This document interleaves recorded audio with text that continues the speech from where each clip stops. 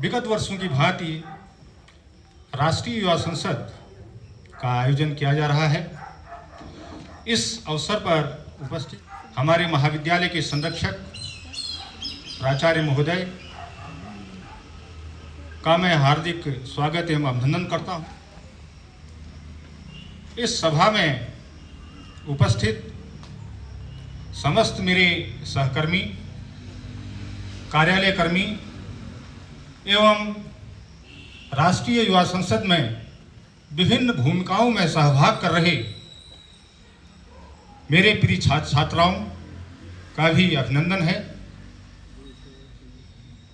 जैसा कि आप सभी लोग जानते हैं कि हमारे देश की राजनीतिक प्रणाली में संसद का बहुत महत्वपूर्ण स्थान है। हमने ब्रिटिश वेस्टमिंस्टर सिस्टम की तर्ज पर संसदात्मक राजनीतिक प्रणाली का चयन किया है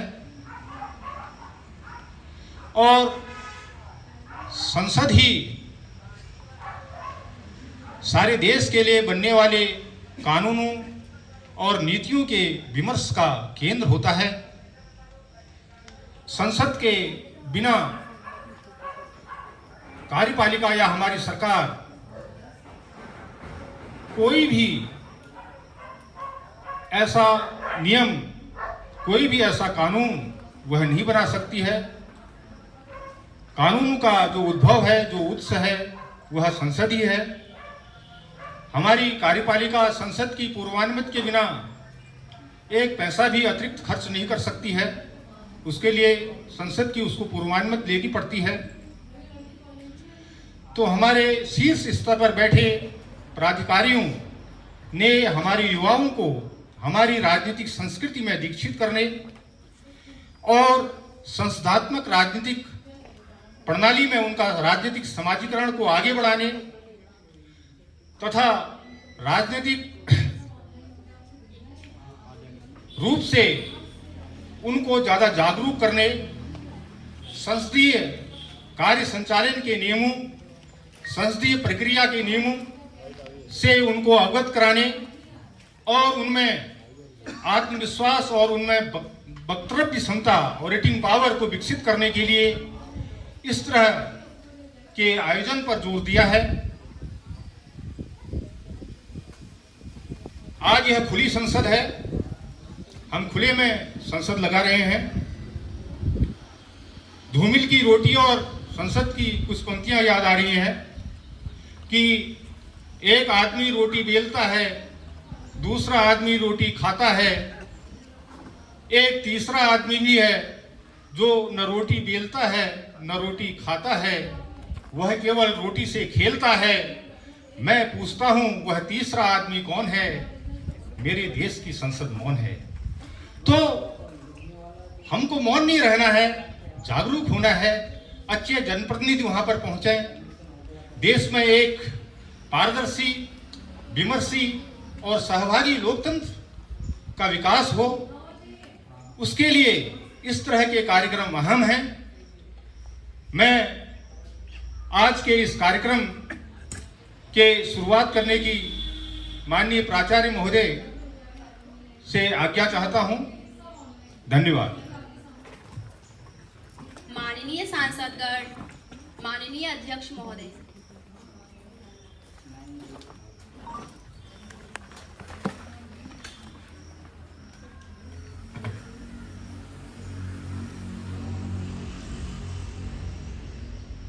माननीय सांसदगण अपना अपना स्थान ग्रहण करें।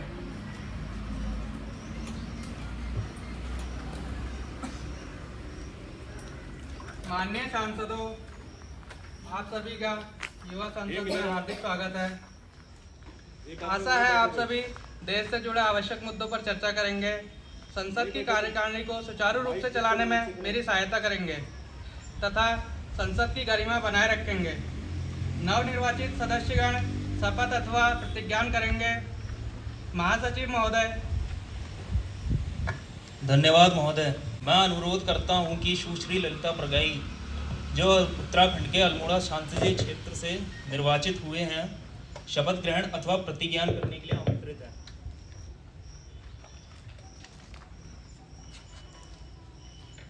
ऊपर जाओ बेटा, ऊपर जाओ।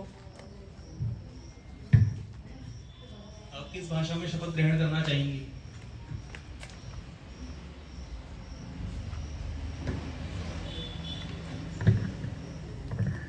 हिंदी भाषा में महोदय। मैं सुश्री ललिता प्रगाई, जो युवा सांसद की लोकसभा की सदस्य निर्वाचित हुई हूँ, ईश्वर की शपथ लेती हूँ कि मैं विधि द्वारा स्थापित भारत के संविधान के प्रति सच्ची श्रद्धा और निष्ठा रखूंगी, देश की प्रभुसत्ता और एकता बनाए रखूंगी तथा जिस पद को मैं ग्रहण करने वाली हूँ उसके कर्तव्यों का श्रद्धापूर्वक निर्वहन करूंगी।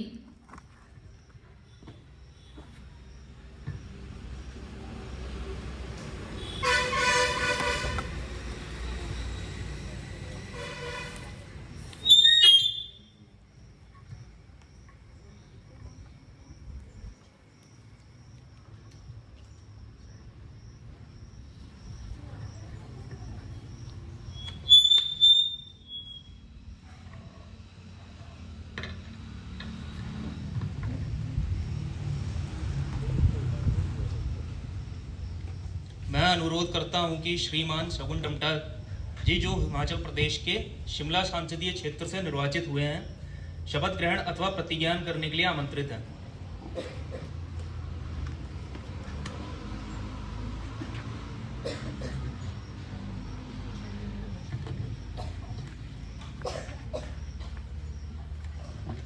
आप किस भाषा में शपथ ग्रहण करना चाहेंगे? अंग्रेजी में महोदय। I, Shagun Tamta, having been elected a member of the lower house of the Youth Parliament, do swear in the name of God that I will bear true faith and allegiance to the Constitution of India as by law established, that I will uphold the sovereignty and integrity of India, and that I will faithfully discharge the duty upon which I am about to enter.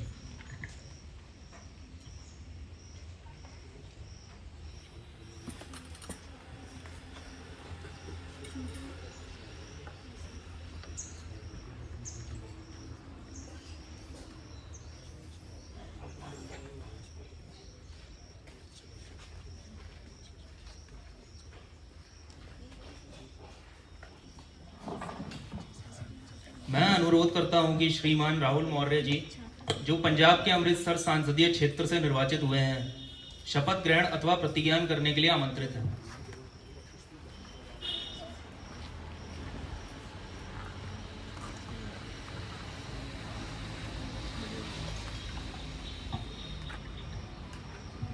आप किस भाषा में शपथ ग्रहण करना चाहेंगे? पंजाबी में महोदय।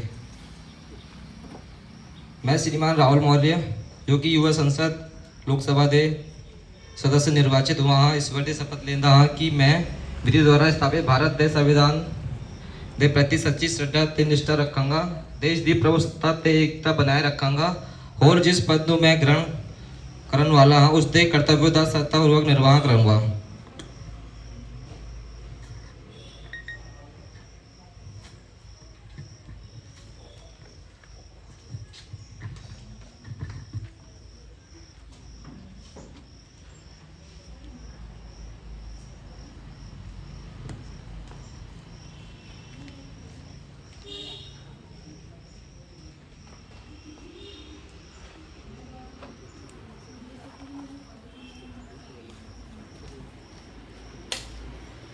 माननीय संसदगण, आज जब हम यहाँ एकत्रित हुए हैं तो यह मेरा दुखद कर्तव्य है कि मैं संसद को हमारे पूर्व साथी श्री बुद्धदेव भट्टाचार्य जी के निधन के बारे में सूचित करूं। श्री भट्टाचार्य जी एक समर्पित जनसेवक, प्रतिष्ठित राजनेता और पश्चिम बंगाल के मुख्यमंत्री के रूप में विशिष्ट सेवाएं देने वाले राजनेता थे। वे लोगों, विशेषकर श्रमिक और वंचित वर्ग के सच्चे समर्थक थे, जिन्होंने अपना जीवन उनके उत्थान और कल्याण के लिए समर्पित कर दिया। उन्हें अपनी गहरी बौद्धिकता, सामाजिक न्याय और प्रतिबद्धता और आम लोगों के जीवन में सुधार के लिए अथक प्रयासों के लिए जाना जाता था।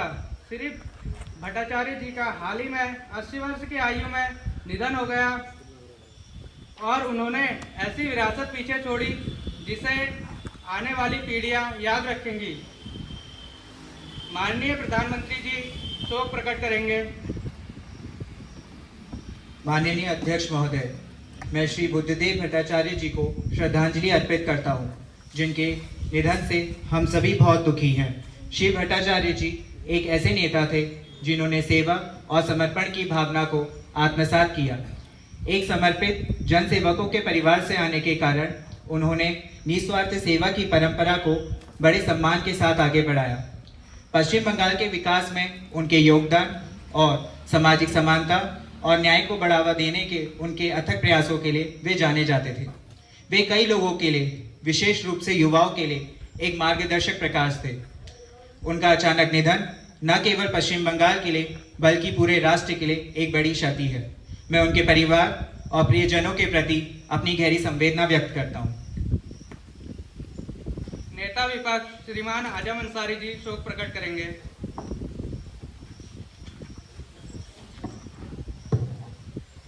आ गए। मैं आपके और सदन के नेता द्वारा अर्पित की गई श्रद्धांजलि से अपने स्वयं को जोड़ता हूँ। मुझे श्री बुद्धदेव भट्टाचार्य जी के साथ एक सहयोगी के रूप में काम करने का सौभाग्य प्राप्त हुआ था। वे ईमानदारी, बुद्धिमत्ता और विनम्रता के व्यक्ति थे। ये सौम्य स्वभाव ने उन्हें जानने वाले सभी लोगों के दिल में स्थान दिलाया। हमने न केवल एक महान नेता को खो दिया है, बल्कि एक दयालु व्यक्ति को भी खो दिया है, जिसने हमेशा अपने से पहले दूसरों की जरूरतों को रखा। उनकी अनुपस्थिति को गहराई से महसूस किया जाएगा। मैं अपनी पार्टी के साथ शोक संतप्त परिवार को अपनी संवेदना व्यक्त करता हूँ। महासचिव शोक संतप्त परिवार को संवेदना संदेश भेजेंगे।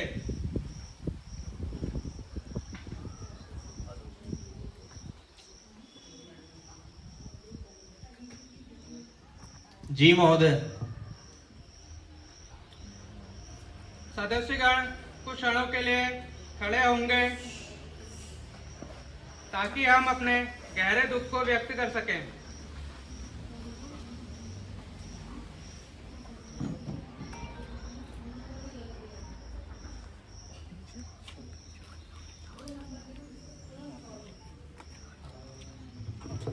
धन्यवाद। माननीय सदस्यगण अपने स्थान पर बैठ जाइए। माननीय प्रधानमंत्री जी नवनिर्वाचित सदस्यों का संसद से परिचय करवाएंगे। माननीय अध्यक्ष महोदय, मैं आपके माध्यम से मंत्रिमंडल के नए सदस्यों का सदन से परिचय करवाना चाहता हूँ। श्री ललिता परगाई, शिक्षा मंत्री। श्रीमान शगुन टमटा, पर्यावरण, वन और जलवायु परिवर्तन मंत्री। श्री कविता बिस्ट, पर्यटन मंत्री। श्रीमान राहुल मौर्य, स्वास्थ्य और परिवार कल्याण मंत्री। श्री निकिता चंदोला, गृह मंत्री।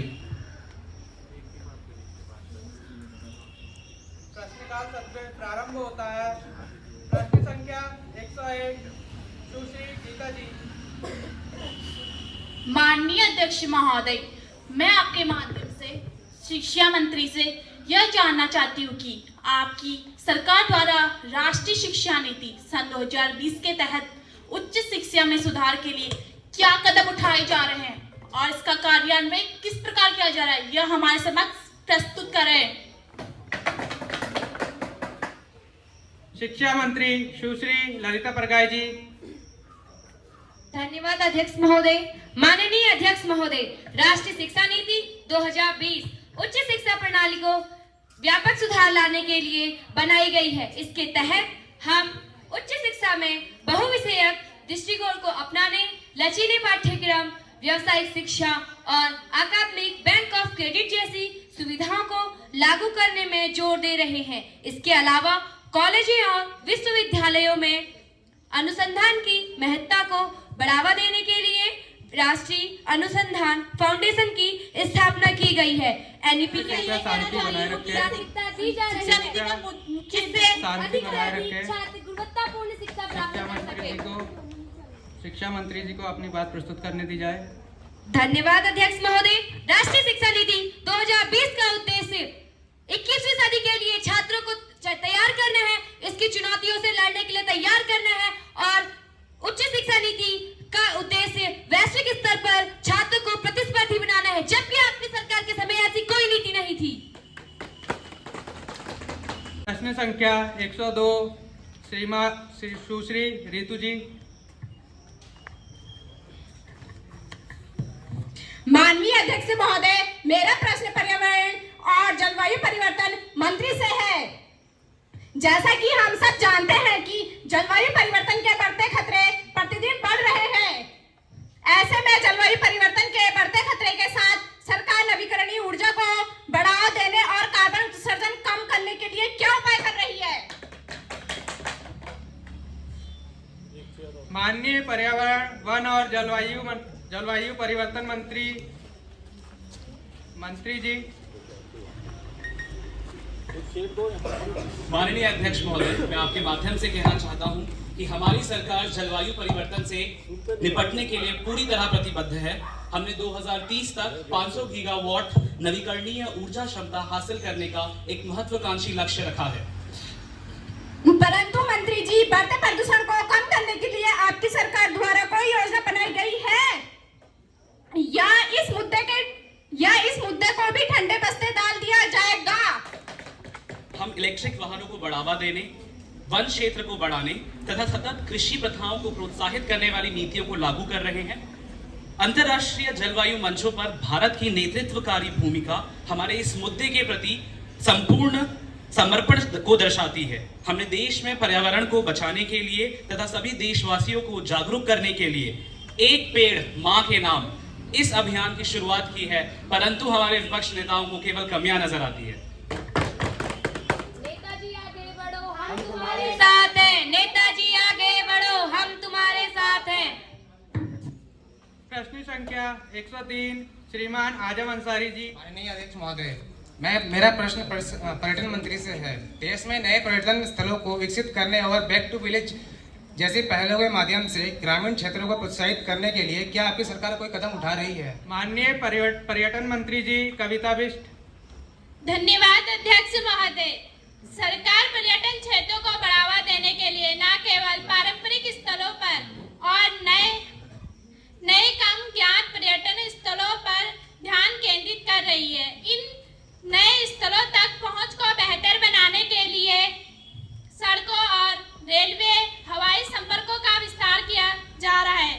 साथ ही बैक टू विलेज पहल के तहत हम ग्रामीण क्षेत्रों में पर्यटनों को भी बढ़ावा दे रहे हैं। क्या आपकी इस पहल का कोई उद्देश्य भी है या आप सिर्फ कृपया श्रीमान आजम अंसारी जी। अध्यक्ष महोदय, मेरा अनुरोध है कि विपक्ष मुझे मेरी बात प्रस्तुत करने दें।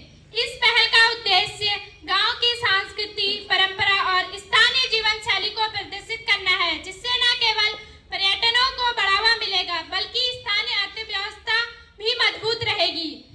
इसके लिए होम स्टे योजनाओं और ग्रामीण पर्यटनों कार्यक्रमों को भी बढ़ावा दिया जा रहा है। इससे पर्यटकों को गांव में ठहरने और वहां की संस्कृति का अनुभव करने का अवसर मिल सके। अध्यक्ष महोदय, सरकार इन गांवों में बुनियादी सुविधाओं को बेहतर बनाने और इनके अनुकूल वातावरण बनाने के लिए भी काम कर रही है।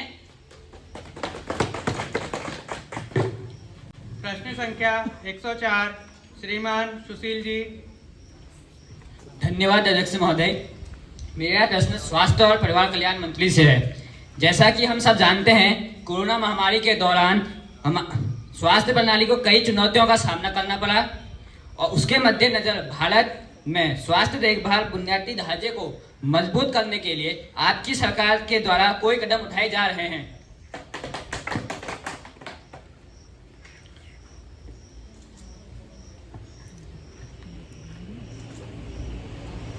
माननीय स्वास्थ्य और परिवार कल्याण मंत्री राहुल मौर्य जी। धन्यवाद महोदय। कोविड-19 महामारी ने एक ऐसा मजबूत स्वास्थ्य देखभाल बुनियादी ढांचे की आवश्यकता को उजागर किया है। सरकार प्रधानमंत्री आयुष्मान भारत स्वास्थ्य अवसंरचना मिशन में भारी निवेश कर रही है, जिसका उद्देश्य भारत देश भर में महत्वपूर्ण स्वास्थ्य देखभाल सुविधाओं का विकास करना है। हम स्वास्थ्य क्षेत्र के लिए बजट आवंटन में भी वृद्धि कर रहे हैं, टेलीमेडिसिन को बढ़ावा भी दे रहे हैं और आवश्यक दवाइयों और टीकों की उपलब्धता को सुनिश्चित कर रहे हैं, ताकि भविष्य में स्वास्थ्य संकटों के लिए हमारी तैयारी में सुधार हो सके। भाषणबाजी बंद करो। कृपया सदन की गरिमा बनाए रखें, शांति बनाए रखें। प्रश्न संख्या 105 सुश्री गीता कुंवर जी। धन्यवाद अध्यक्ष महोदय। माननीय अध्यक्ष महोदय, मेरा प्रश्न गृह मंत्री से है। देश के पहाड़ी क्षेत्र और शहरी इलाकों में हाल ही में बढ़ते भूस्खलन और जल जमाव की घटनाएं बढ़ रही हैं, जिससे जन धन की हानि हो रही है। क्या आपकी सरकार इन आपदाओं को रोकने के लिए और नागरिकों की सुरक्षा सुनिश्चित करने के लिए कोई ठोस कदम उठा रही है, या फिर केवल आपके भाषण ही बड़े हैं? माननीय गृह मंत्री सुश्री निकिता चंदोला जी। माननीय अध्यक्ष महोदय, मैं आपके माध्यम से बताना चाहती हूँ कि भूस्खलन और जल जमाव की घटनाओं को लेकर गंभीर रूप से चिंतित है, जो जलवायु परिवर्तन और अनियोजित शहरीकरण के कारण बढ़ रही है। विपक्ष हमारे सिर्फ भाषा बड़े नहीं है, बल्कि इन चुनौतियों से निपटने के लिए हम बहुआयामी दृष्टिकोण अपना रहे हैं। इसमें प्रारंभिक चुनौती प्रणाली को मजबूत करना, टिकाऊ भूमि उपयोग को बढ़ावा देना और संवेदनशील क्षेत्रों में कड़े निर्माण मानकों को लागू करना शामिल है। इसके अलावा राष्ट्रीय आपदा प्रतिक्रिया बल NDRF को विशेष प्रशिक्षण और उपकरण से सुसज्जित किया जा रहा है, ताकि ऐसी आपात स्थितियों में हम प्रभावी ढंग से प्रतिक्रिया दी जा सके। सरकार जल जमाव को कम करने के लिए राज्य सरकार के साथ मिलकर जल निकासी प्रणालियों में सुधार और सुदृढ़ बुनियादी ढांचे का निर्माण कर रहे हैं।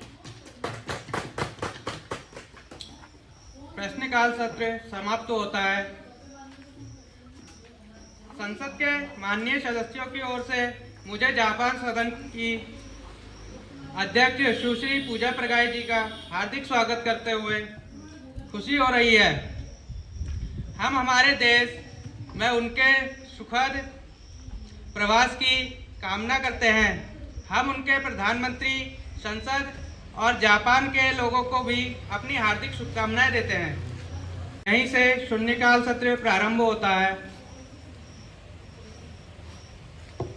माननीय अध्यक्ष महोदय, जम्मू और कश्मीर में आतंकवादी हमलों के हाल में ही कुछ दिनों में वृद्धि हो रही है।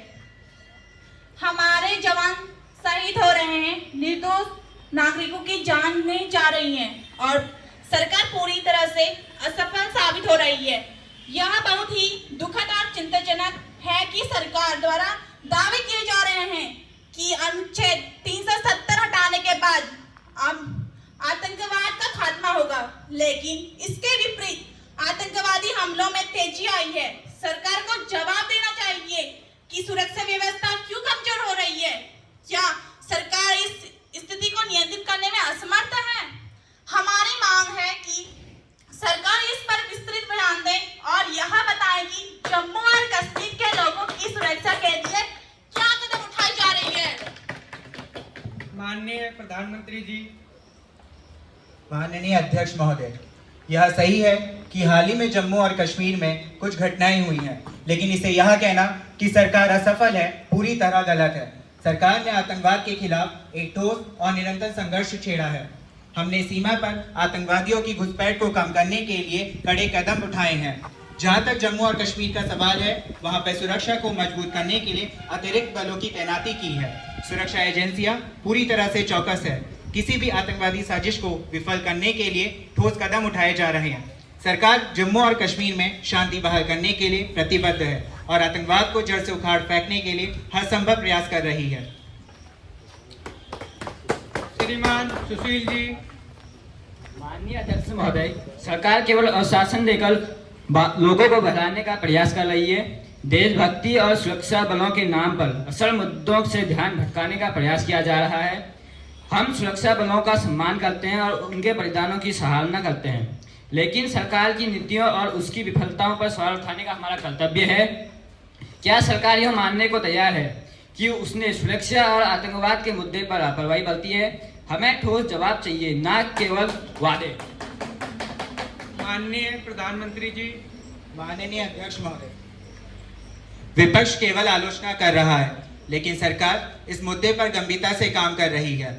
हमने आतंकवाद से लड़ने के लिए कड़े कानून बनाए हैं और हमारी सेना के लिए आधुनिक उपकरणों की व्यवस्था की है। हमारी रणनीति स्पष्ट है, आतंकवाद को पूरी तरह से समाप्त करना और जम्मू और कश्मीर में शांति और स्थिरता लाना। विपक्ष को भी इस मुद्दे पर राजनीति छोड़कर एकजुटता दिखानी चाहिए। आतंकवाद के खिलाफ लड़ाई एक सामूहिक प्रयास है और इसमें देश के सभी राजनीतिक दलों को साथ आना चाहिए।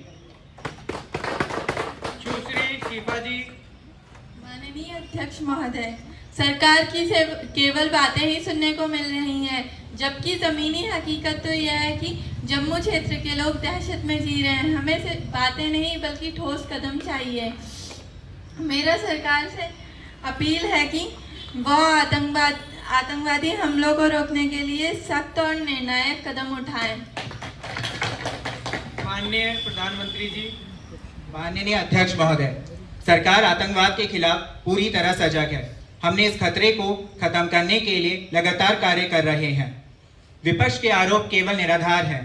हम न केवल आतंकवाद के खिलाफ जंग लड़ रहे हैं, बल्कि जम्मू और कश्मीर को विकास और शांति का वादा भी पूरा कर रहे हैं।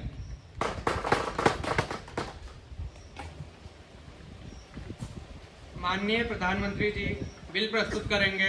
आइटम नंबर 11, प्रधानमंत्री जी। माननीय अध्यक्ष महोदय, मैं सदन के समक्ष carriage of goods by sea bill 2024 प्रस्तुत कर रहा हूं, जो हमारे समुद्री कानूनी ढांचे को अंतर्राष्ट्रीय मानकों के अनुरूप स्थायी अद्यतन करने के लिए अत्यंत महत्वपूर्ण है। यह प्रस्ताव व्यापारिक गतिविधियों में सुधार करेगा और हमारे नौवहन उद्योग को सशक्त बनाएगा। श्रीमान आजम अंसारी जी। माननीय अध्यक्ष जी, विपक्ष इस बात को स्वीकार करता है कि समुद्री कानूनों को अद्यतन करने की आवश्यकता है, लेकिन हमें लगता है कि इस विधेयक को जल्दबाजी में पारित किया जा रहा है। सरकार ने पर्याप्त विचार विमर्श नहीं किया और इस प्रक्रिया में कई महत्वपूर्ण मुद्दों को नजरअंदाज कर दिया है, जिनमें पर्यावरण संरक्षण और नौवहन सुरक्षा शामिल है। यह संसद किसी भी विधेयक को बिना गहन चर्चा के सिर्फ कुशलता के नाम पर पारित नहीं कर सकती। माननीय प्रधानमंत्री जी। माननीय अध्यक्ष जी, स्थायी समितियों ने कई सत्रों में हितधारकों और उद्योग के साथ विचार विमर्श किया और विधेयक में आवश्यक संशोधन शामिल किए हैं। इस विधेयक का पूरा परीक्षण किया गया है। हमें अंतर्राष्ट्रीय व्यापार में प्रतिस्पर्धी बने रहने के लिए समय रहते इस विधेयक को पारित करना होगा। मैं विपक्ष से अनुरोध करता हूं कि इस विधेयक के व्यापक आर्थिक लाभों पर ध्यान दें और समय रहते इस विधेयक को पारित करने में सहयोग करें। विपक्ष राजनीतिक कारणों से इस महत्वपूर्ण विधेयक में अनावश्यक देरी कर रहा है। हम आगे बढ़ने के लिए तैयार हैं और मैं सदन से आग्रह करता हूं कि इस विधेयक को पारित करा जाए। माननीय सांसदों से अनुरोध है कि जो सदस्य इस विधेयक के पारित होने के पक्ष में हैं, वे हाँ कहें और जो इसके विरोध में हैं, वे ना कहें।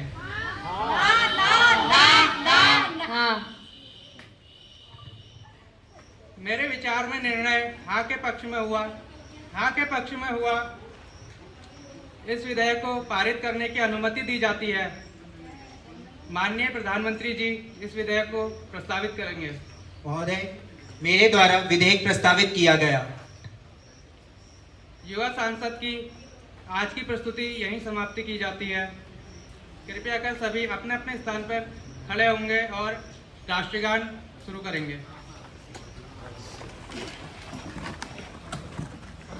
राष्ट्रगान शुरू कर।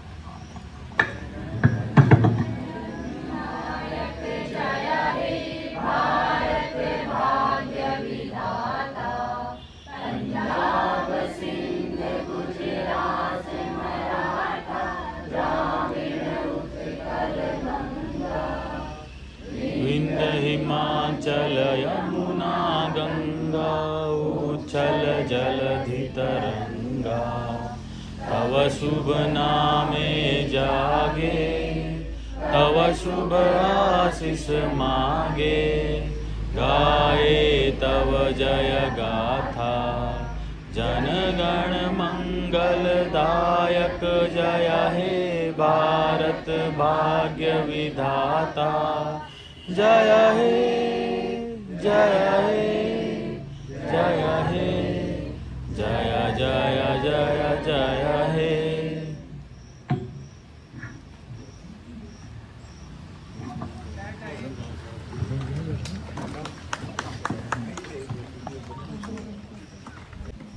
आज का सदन कल के लिए स्थगित किया जाता है।